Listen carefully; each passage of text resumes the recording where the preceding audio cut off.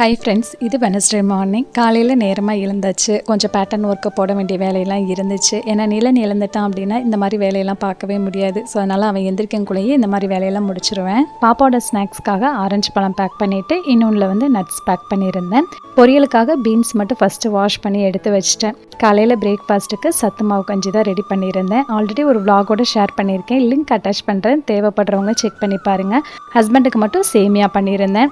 கீரைக்கடைகளுக்கு தாளிப்பு போடும்போது நெய் விட்டோம் அப்படின்னா டேஸ்ட் ரொம்பவே நல்லாயிருக்கு. லஞ்சுக்கு பாப்பாவுக்கு அதான் பேக் பண்ணியிருந்தேன். மார்னிங் பிரேக்ஃபாஸ்ட்டுக்கு ஒரு கிளாஸ் சத்து மாவு கஞ்சியும் இதோட ஒரு எக் ஒயிட்டும் கொடுத்துருந்தேன். ரெண்டாவது பசங்களுக்கு மெனக்கிட்டு நம்ம ஊட்டணுங்கிற அவசியம் இருக்காது. ஏன்னா பசங்களோட சேர்ந்தே பார்த்தீங்கன்னா சாப்பிட்ற விஷயங்கள்லாம் அதிகமாக கற்றுப்பாங்க. நிலன் அந்த மாதிரி தான் கற்றுட்ருக்கான்.